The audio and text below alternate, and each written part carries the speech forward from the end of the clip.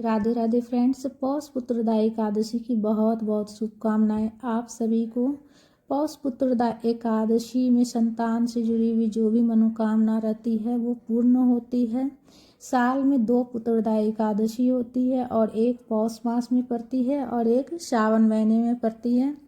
और 24 एकादशी होती है, पूरे साल में 24 एकादशी होती है और जब अधिक मास लगती है तब 26 एकादशी होती है।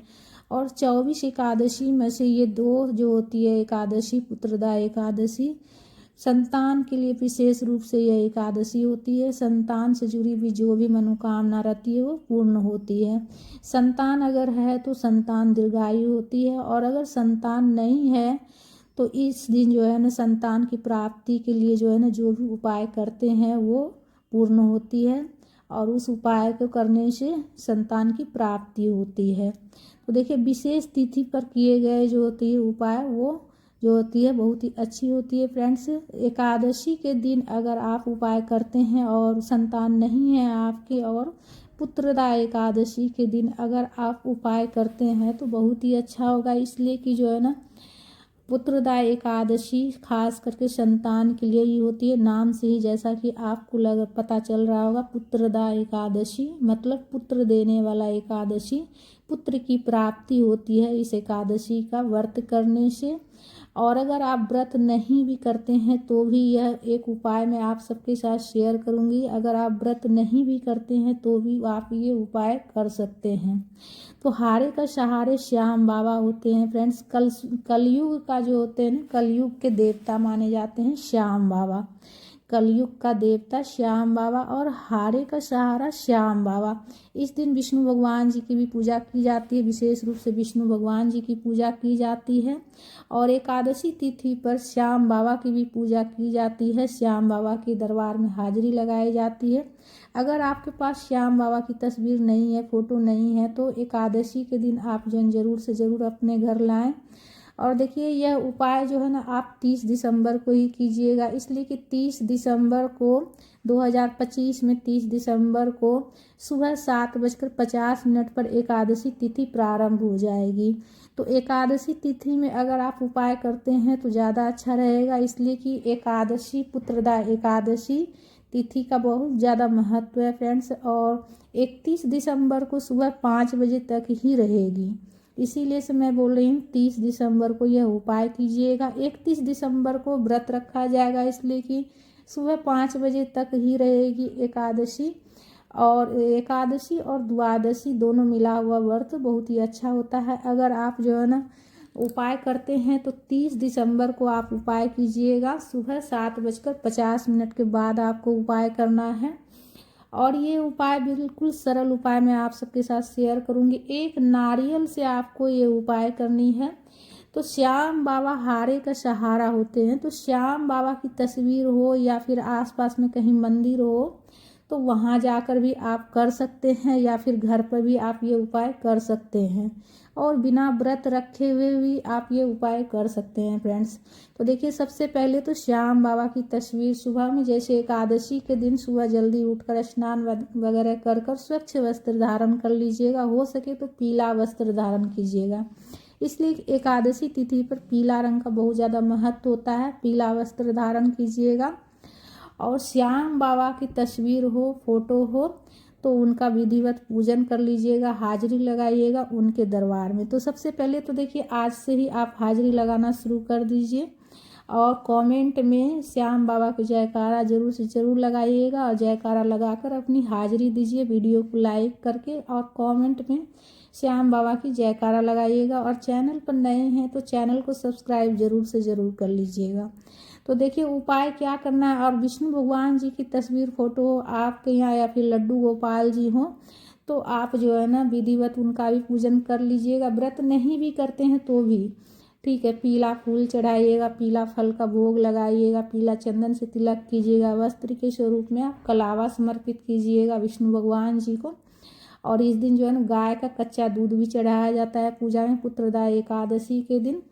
तो गाय का जो बछड़े वाली गाय हो ना, जिस गाय की जो जैसे बछड़ा जन्म लिया हो, उसका दूध आप जो है ना विष्णु भगवान जी को और खाटू श्याम बाबा को भोग लगाइएगा तुलसी पत्ता डाल के, ठीक है। विष्णु के स्वरूप हैं श्याम बाबा, तो तुलसी पत्ता जरूर दीजिएगा और तुलसी पत्ता देकर भोग लगाना है आपको। और खाटू श्याम बाबा की जयकारा लगाते हुए आप पूजन कीजिएगा। और देखिए उपाय क्या करना है, तो उपाय भी एक बार जान लीजिए कि आपको उपाय क्या करना है। श्याम बाबा की मंदिर हो या फिर घर में हो तो घर में भी यह उपाय आप कर सकते हैं। तो उसके लिए तो सबसे पहले आपको जो है ना उपाय करने के लिए आप जो है ना सबसे पहले एक नारियल आप खरीद कर ले आइएगा घर में, ठीक है। एक दिन पहले ही आप तैयारी करके सारा रख लीजिएगा। तो एक नारियल आपको लाना है और यह उपाय आपको नारियल से ही करना है। नारियल खरीद कर ले आइएगा, कलावा ले आइएगा खरीद कर, ठीक है। और एक कोरा कागज़ ले लीजिएगा और कोरा कागज़ पर आपकी जो भी मनोकामना हो, ठीक है।